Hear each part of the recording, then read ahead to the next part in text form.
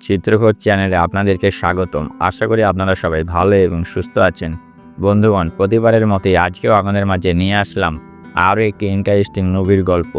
চলুন তাহলে আমরা মুভির দৃশ্যটি শুরু করি। তো এই গল্পের শুরুতে আমরা চ্যাং এর মাঝখানে আমেরিকান সৈন্যদের কথা লিখছি। এগিয়ে যাওয়ার সময় তারা তাদের পথে আসা সমুদ্র শত্রু সৈন্যদের হত্যা করছিল। এমনকি তারা একটি ভবনে বোমা হামলা করে গুলি করে হত্যা করে। এই ভবনের চারপাশের সমস্ত শত্রু নিহত হয়েছিল, কিন্তু তাদের যুদ্ধ শেষ হয়নি। এই সৈন্যরা নেমে যাওয়ার সাথে সাথে আরও অনেক শত্রু তাদের জায়গায় এসেছিল। তাদের সংখ্যা এত বেশি ছিল যে আমেরিকান সৈন্য এবং তাদের একজন সৈন্য নিহত হয়েছিল। তাদের সবাইকে হত্যা করার পর শত্রুদের আরেকটি দলও এখানে এসেছিল। এটি দেখে রুডি তার বেস ক্যাম্প থেকে সাহায্য চান। এখন এই যুদ্ধ চলছিল। হঠাৎ আকাশে একটি লাল আলো দেখা গেল এবং আমেরিকান সৈন্যরা এই আলো দেখতে বেরিয়ে এলো। হঠাৎ সেই লাল আলো সাদা আলোতে পরিবর্তিত হয়ে আকাশে বিদ্যুৎ চমকানোর মতো জ্বলতে শুরু করলো। এই ঝলমলে বিদ্যুৎ বলগুলি এখন সৈন্যদের উপরে তুলে এখানে কোথাও উড়ে গেল। কিন্তু সেই সমস্ত সৈন্যরা গতবারের কৃতকর্মের দর্শন পাচ্ছিল। তারা শেষ যুদ্ধের দর্শন পাচ্ছিল। যে মেশিনগুলিতে এই সৈন্যদের রাখা হয়েছিল, হঠাৎ সেই মেশিনগুলি বন্ধ হয়ে যায়। আর কাঁচ ভাঙার পর এই সব আত্মাগুলো জীবাণুমুক্ত তরল এবং 1-2 মিনিট পর আমাদের শরীর ছেড়ে চলে যাওয়া উচিত। সবাই অবাক হয়ে তার দিকে তাকায়। সেও এই তরল সম্পর্কে কীভাবে জানবে তা নিয়ে দ্বিধাগ্রস্ত। তবে তার মনে আছে যে গতবার এটি একটি অদ্ভুত সুবিধা ছিল এবং কিছু মেশিনে অদ্ভুত লেখা দেখা গিয়েছিল। একজন আত্মা ব্যাখ্যা করে যে এই লেখাটির কোনো ভাষাই নেই। আশ্চর্যজনকভাবে একজন সৈনিক মেশিনের লেখা পড়তে পারে। এই সৈন্যদের নাম লেখা আছে। তারা এটা বিশ্বাস করতে পারছিল না, কিন্তু এখন যে সৈনিক এই ভাষাটি পড়ে, এ জানে না যে সে কিভাবে এটি শিখেছে। শেষ জিনিসটি তার মনে নেই যে এই লোকেরা রাস্তায় বেরিয়েছিল, লড়াই করছিল, কিন্তু সে তাদের বলে যে তাদের অপহরণকারীরা জানতে পারে যে তারা পালিয়ে গেছে, তার আগেই তাদের পালিয়ে যেতে হবে। এগিয়ে গিয়ে তারা একটি সোনার গিয়ার দেখতে পেল, যার বোতাম ডাবল ব্যারেল বোতাম দিয়েও খুলছিল না। অন্য কোনো উপায় না পেয়ে তারা পাশের দরজায় গিয়ে একই রকম আরেকটি দরজা খুঁজে পেল। ভালো দিক হলো তারা সেখানে একটি ভেন্ট দেখতে পেল এবং তারা ভাবল ভেন্টের অন্যদিকে হয়তো অন্য পালানোর পথ আছে। তাই তারা রেস্ট মাউথের দিকে গেল, যা এতদিন নিরাপদ বলে মনে হয়েছিল। সেখানে কোনো শত্রু ছিল না। তাই সে তার সমস্ত সঙ্গীদের সেখানে ডাকল। পৌঁছে তারা জায়গাটি অনুসন্ধান শুরু করে। কেবল বড় বড় পেরেকের আঁচল দেখতে পায় এবং তারা দেখতে পায় যে সে অবশ্যই পালানোর জন্য খুব চেষ্টা করেছে। তখন একজন সৈনিক বলল, আমার মনে হয় আমরা একটি গোলক ধাঁধার ভিতরে আছি। এই গোলক ধাঁধাটি অবশ্যই একটি জলতলের কারাগার। এই কথোপকথনের সময় এই লোকেরা এগিয়ে যায় এবং একটি ঘরে প্রচুর জাল দেখতে পায়। তখন তারা গোপনে সেখানে শত্রুকে খুঁজছিল। তখন হঠাৎ একজন সৈনিকের মুখে রক্তের ফোঁটা পড়ে। তারা যখন উপরে তাকায় তখন তারা একজন সৈনিককে দেখতে পায় যার হাত পা নিখুঁত ছিল। তাকে কেটে ফেলা হয়েছিল। পাশের ঘরেও পরিস্থিতি প্রায় একই রকম ছিল। মৃতদেহ বিক্রি করা হয়েছিল এবং মৃতদেহগুলির মধ্যে একটি মেয়েকে বেঁধে রাখা হয়েছিল। সেই মেয়েটি জীবিত ছিল। মেয়েটি তার বড় নখ দিয়ে একজন সৈনিককে আক্রমণ করে এবং তার পিছনে দাঁড়িয়ে থাকা সমস্ত সৈনিক তার জায়গায় চলে যায়। শেষ ঘরে আমরা অন্য একজন সৈনিককে একটি অদ্ভুত অস্ত্র খুঁজে পেতে দেখি। অন্য ঘরে তখনও এই ঘটনা চলছিল, কিন্তু প্রাণীটির উপর এর খুব একটা প্রভাব পড়েনি। প্রাণীটি কালি কপিকে ধরে তার ঘাড় থেকে দূরে ছুঁড়ে ফেলে দেয়, তার অস্ত্র নামিয়ে দেয় এবং সেই সুযোগ কাজে লাগিয়ে অন্য সৈনিক তার অস্ত্র তুলে নেয়। সে ভাবল যে ভিনগ্রহী লোকটি নিশ্চয়ই মারা গেছে, তাই সবাই ভিনগ্রহী লোকটিকে দেখে ভয় পেয়ে গেল। কিন্তু তারপর ভিনগ্রহী লোকটি রেগে তাকালো। সে মারা যায়নি, সে আহত হয়ে পড়েছিল তার ক্ষতি হওয়ার আগেই। রাভি পেছন থেকে এসে তার দিকে গুলি চালায় এবং তাকে হত্যা করে। কিন্তু হিংটি বুঝতে পারে যে রাভি তাদেরকে অনুসরণ করতে বলছে।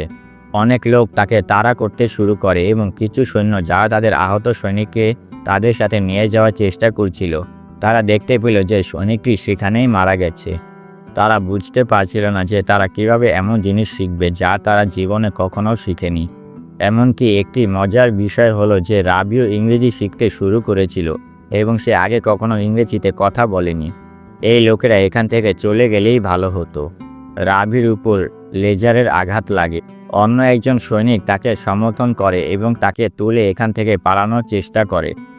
একজন লোক ব্যাকআপের জন্য পিছনে দাঁড়িয়ে থাকে এবং বাঁ দিকে দানবদের তালার ভেতরে একটি ছুরি রাখে, যাতে দরজাটি কখনো খোলা না যায়। সেই খাঁচাধারীরা বারবার সেই দরজায় এমনভাবে ধাক্কা দেয় যেন তারা এটি ভেঙে ফেলবে। সৈন্যরা জানতো যে তারা বেশিক্ষণ তাদের অনুসরণ করতে পারবে না।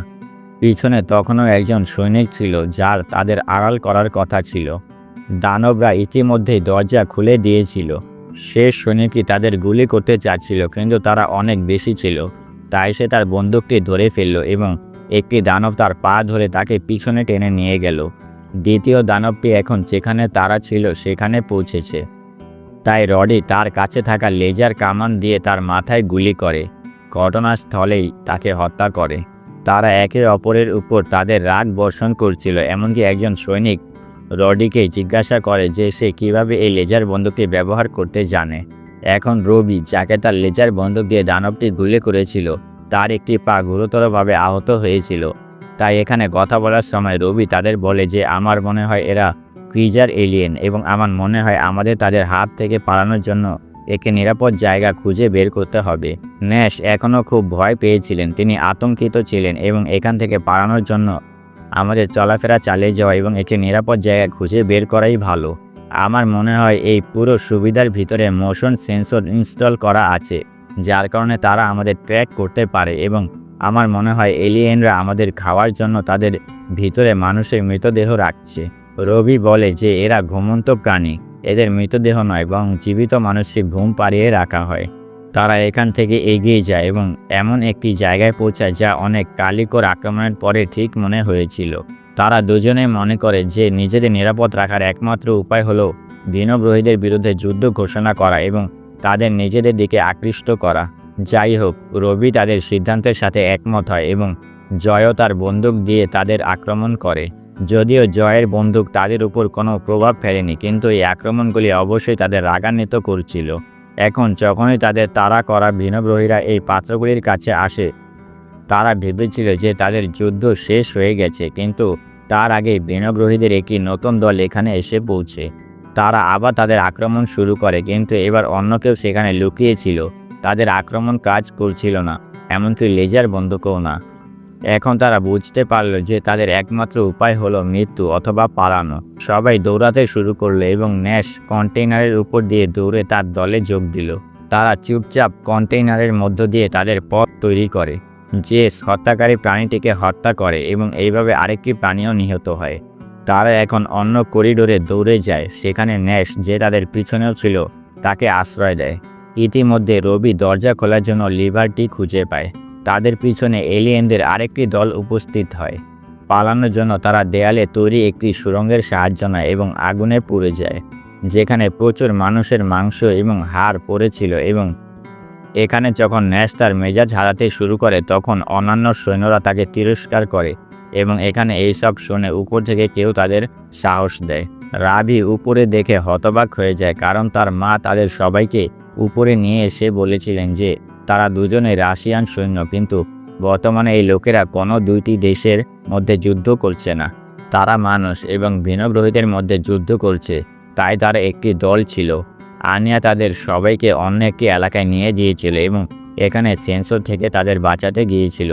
কিভাবে এই লোকেরা তাদের শেষ মজা করার সময় কোথাও অদৃশ্য হয়ে গিয়েছিল এবং যখন তারা জ্ঞান ফিরে পায়, তখন তারা নিজেদেরকে জলের পাত্রের ভিতরে দেখতে পায়। রাবির মা বলে যে এটি ট্রফি রুম ছিল।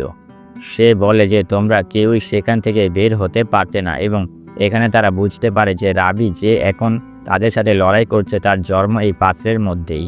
রাবির মা বলে যে এটি এক ধরনের কারাগার এবং তাদের সামনে যারা উপস্থিত হচ্ছে তারা সবাই কেবল ভিনগ্রহী।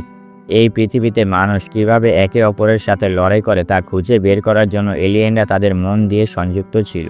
সে বলে যে তোমরা বছরের পর বছর ধরে এই মেশিনের ভেতরে বন্দি আছো এবং তোমরা যে যুদ্ধের কথা বলছো তা কখনোই ঘটছিল না, বরং তোমাদের মনেই ছিল।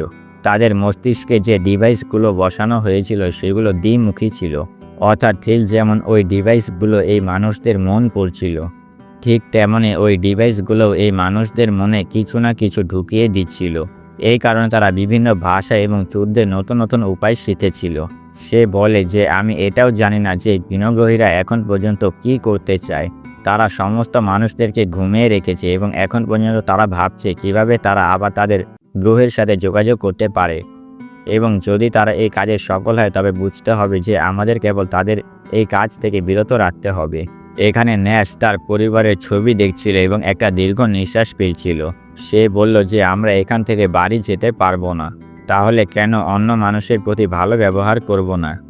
তার কথা শুনে আনিয়া তাদের সকলকে পরিকল্পনাটি খুলে বলে এবং তার হিসাব অনুযায়ী এখানে 24 জনেরও বেশি এলিয়েন অবশিষ্ট ছিল, এবং সে বলে যে এখন পর্যন্ত উপরের ডেকের উপরে প্রায় 24 জন এলিয়েন রয়েছে, যারা অন্যান্য এলিয়েনদের চেয়ে বেশি বিপজ্জনক।